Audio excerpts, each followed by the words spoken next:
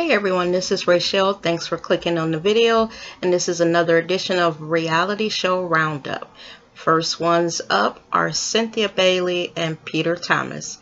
And I'm pretty sure that you've heard by now that Cynthia and old Peter have decided to separate after 6 years of marriage.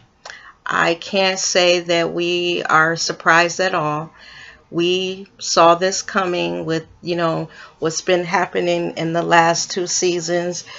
Mainly when those videos and pictures came out of Peter flirting with other women and, being out in the streets acting a damn fool. Now, from the beginning of their relationship, all the way back to when they were getting married. Remember when her mother and sister were trying to, hold on to that marriage certificate? And like many others, I was thinking that they should mind their business. If this is who Cynthia wanted to marry, then, it was on her.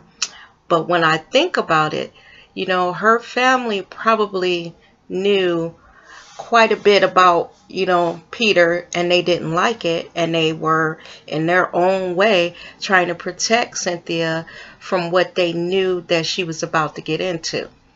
Now, I never felt like, just watching the interplay between Cynthia and Peter, that they were a good match for each other in the beginning. Cynthia seems like a very meek woman in the relationship. She kind of has her thoughts, but she doesn't necessarily express them.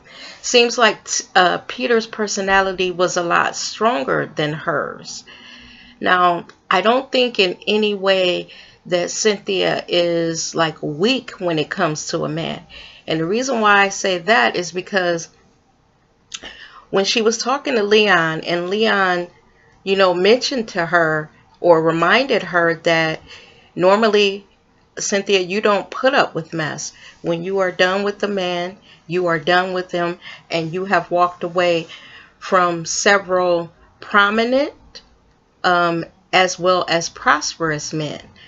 Now, he suggested that she work on it, but he also told her that, if after you work on it, you see it ain't working, you one of those type of girls that don't hang on, you will walk away. So for Cynthia, what I think she should do, actually, I think she should just call it quits, because I don't see this getting any better.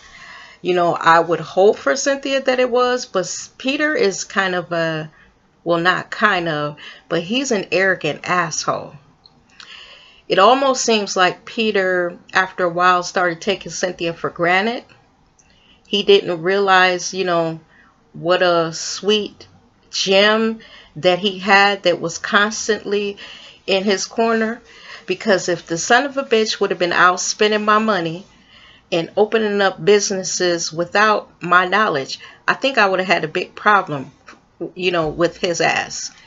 I think Peter and Cynthia need to go somewhere, sit down and think about, what it is that they want to do. But I think that the decision should include divorce. Let Cynthia go her way. Find a man that will appreciate her. Cynthia is a beautiful woman. She doesn't have to put up with Peter's shit. And Peter, go find you somebody that like to play games like you do, who got a little bit more money, because I think that you fucked with her money long enough. And I actually think Cynthia may be tired of Mr. Peter right about now. So put down in the comment box what you think. Is Cynthia tired of him, or do you think this is just for the show? Alrighty, on to the next. Hey y'all, the next one's up is Mama D and her husband Ernest Bryant. Now, recently Mama D went on Instagram and copped to being bipolar and having a couple drinks every once in a while. But she didn't have to tell us. We knew that bitch was crazy. Mama D, when she went to Rashida's store and made that nest, I knew before then that the bitch was crazy. But that one was a little bit too much.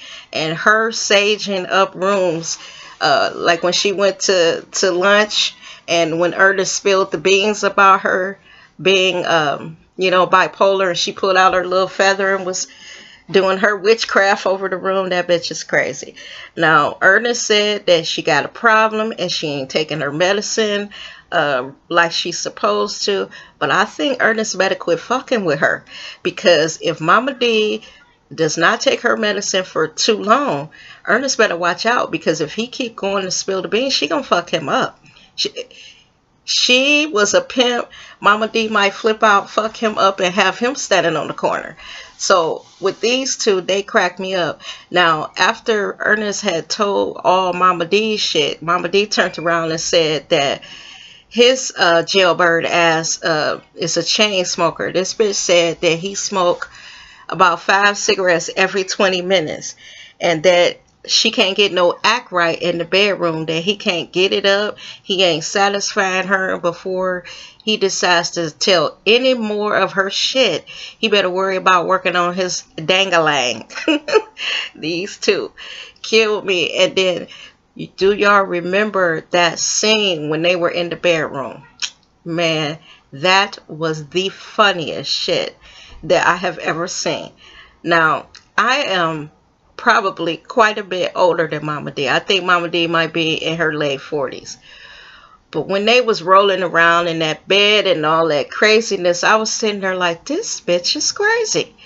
There is no way that I would have them film that bedroom scene. And I'm wondering, whose idea was it? Was that some shit that Mama D came up with? Was that something that Mona told them to do to show how strong their love is? It was just too much. It was too much for television. And when I watched the videos after that particular episode, the YouTube videos, I was cracking up with some of the responses that the videos that some of the YouTubers did, because that shit was funny. It was not... It just didn't seem authentic. I mean, so they were in the bedroom and they said, all right, come on in now, Mona. It was just so fucking phony. Phony. I don't know what they were thinking. And if Mona told me to do some bullshit like that, I'd have told her to kiss my ass. Ain't nobody doing all that on television. But child, I hope for Ernest's sake that Mama D get it together, get herself stabilized, because if not, I think if Ernest keep going, sitting down with strange women discussing Mama D's business, I think she gonna fuck him up. So Ernest, boy, you better be careful. You know this bitch used to be a pimp. Child, here's another crazy bitch. Miss Joseline Hernandez, the self-proclaimed Puerto Rican princess. Well, just recently, Miss Hernandez was on Twitter or Instagram, and she is threatening folk on Love and Hip Hop Atlanta. Apparently, Joseline walked in on somebody watching gay porn. Now, she is threatening to expose this person on the reunion show.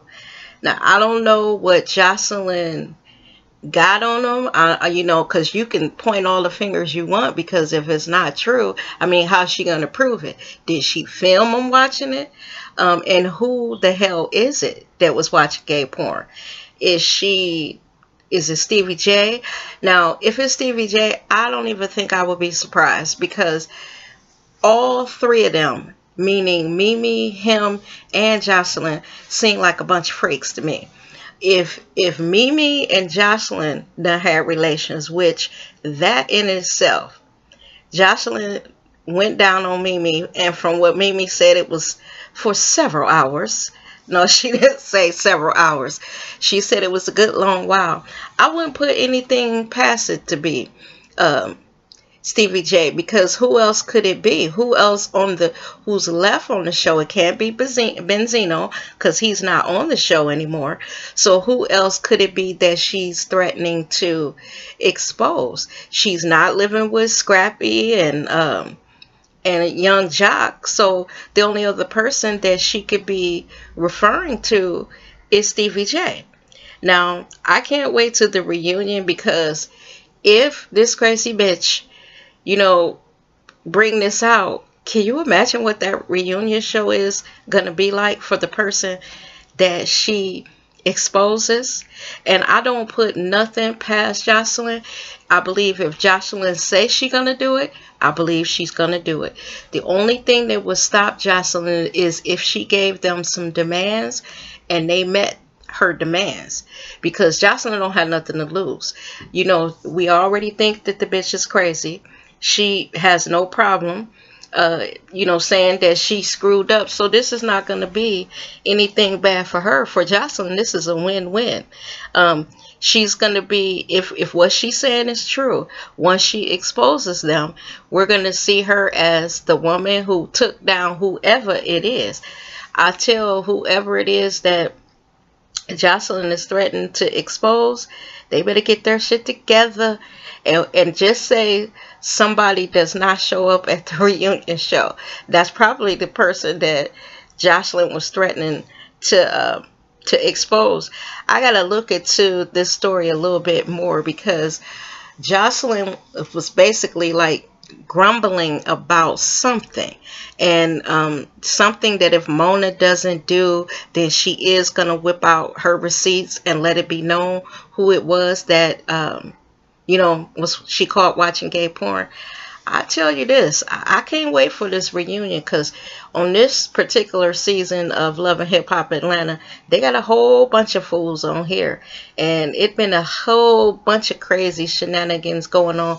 That damn Tommy jumping all up on tables like Evelyn Lozada, that's another crazy bitch. They got a whole bunch of them on here. Mona has filled this show with a bunch of riff-raff and crazy bitches. I don't know where she's finding these people. I don't know where she's finding them. Lord child. And then, did Tommy actually have a damn hole in her leggings? Was it wore out in the seams, child? Did she not know it when she put them on? You know how when you pulling up your pants, you can see a little daylight if you pulling them up. Child, I think the bitch had a hole in her pants. But that's neither here nor there. I can't wait to the reunion show to see who it is that Joseline is going to be exposing. Child, this is going to be funny. And finally, y'all, it's Miss Tamar Braxton. She is back on social media. Apparently, she's still in her feelings and she's still posting shit. She made this post of, when you in a room full of phony bitches, it is best to distance yourself. I think Tamar need to just go somewhere and sit down. Just not let them see that she's bothered by what happened. I would be somewhere sitting quietly. Now, I don't mean that if I'm at home and I'm in my feelings that I wouldn't be, you know, talking my shit out with my family. But I would not be on social media giving them the satisfaction of knowing that it bothered me. They would not hear a peep from me. They would be sitting somewhere wondering what I was thinking about. I wouldn't keep popping up, slinging arrows at them, because when she does that, it lets them see that, you know, her being fired has, you know, bothered her or rattled her cage. Now, you know, Tamar's music, I don't think it's all popping like it was on that first album that she had. The second one, it did mediocre at best. So if I was Tamar, I would quietly be in the background, you know, setting myself up for my next great adventure. You know, they say that there's no greater revenge than to be successful. So go somewhere, work on her music, possibly get into movies. Now she's gonna have to turn down that you know, her little attitude and her little persona, but she pretty enough to be in movies. You know, go try to hook up with Tyler Perry and get into one of his movies. Hey, she got the right personality for him. But Tamar, girl, please go somewhere and sit down. Don't give these people the satisfaction. And I'm not even a Tamar fan and nowhere near a Tamartian. But I want the girl to go somewhere and hold on to some semblance of dignity. Don't give these motherfuckers the satisfaction. Act like you are totally unbothered by them firing you, even if you at home crying in your pillow. Tamar, I know you're not watching this video, but girl, take my advice. Go somewhere and sit down and get your hands away from the keyboard. Back away, girl. And with that, everybody, thanks for watching the video. And please don't forget to like, comment, share, and subscribe. You have a wonderful evening. And again, thanks for watching. Bye-bye.